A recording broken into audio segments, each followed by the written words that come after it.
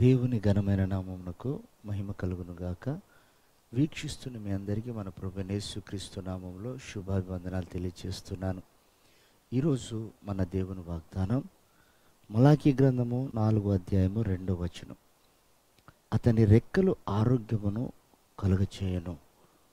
ప్రియ దేవుని బిడ్డలారా, మనం ఆరాధిస్తున్న దేవునికున్న నామములలో ఆరోగ్య ప్రదాత, ఆరోగ్యము కలుగచేవాడు, స్వస్థపరచు యెహోవా, ఇలా ఆయనకు నామకరణం చేయబడింది. అయితే ఆయన రెక్కల క్రింద మనం ఎప్పుడైతే అణిగి ఉంటామో, అప్పుడు అనారోగ్యంతో ఉన్నప్పుడు, గాయాలు కలిగినప్పుడు, బాధ కలిగినప్పుడు మనకి స్వస్థత కలుగుతుంది. బైబిల్ సెలవిస్తున్న మాట, గాయము చేయువాడు ఆయనే, గాయములను కట్టువాడు కూడా ఆయనే. గాయం ఎందుకు చేస్తాడు? ప్రియదేవుని బిడ్డలారా, గమనించండి. ఆయన తట్టు మనం తిరగనప్పుడు, ఆయన చిత్తంలో మనం నిలబడినప్పుడు, ఆయన ఆజ్ఞల మార్గంలో మనం నడవనప్పుడు మనకి కొన్ని గాయాలు తగులుతూ ఉంటాయి.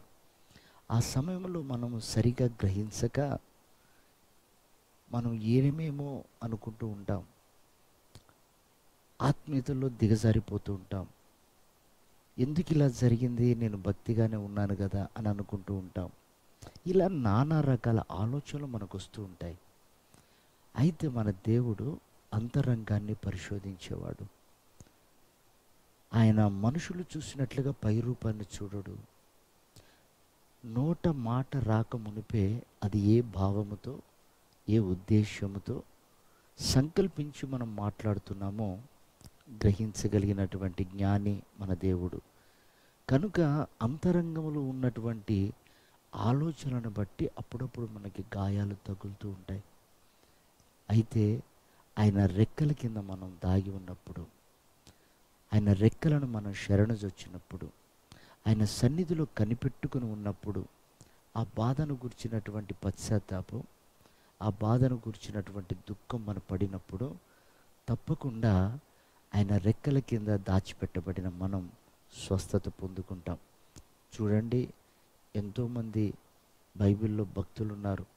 వారు ఎన్నో డబ్బు చెల్లించి చనిపోదామనుకున్న స్థితిలో ఉన్నప్పుడు దేవుడు తన దూతల్ని పంపి హెచ్చరిక చేసినప్పుడు వారు స్వస్థపరచబడ్డారు.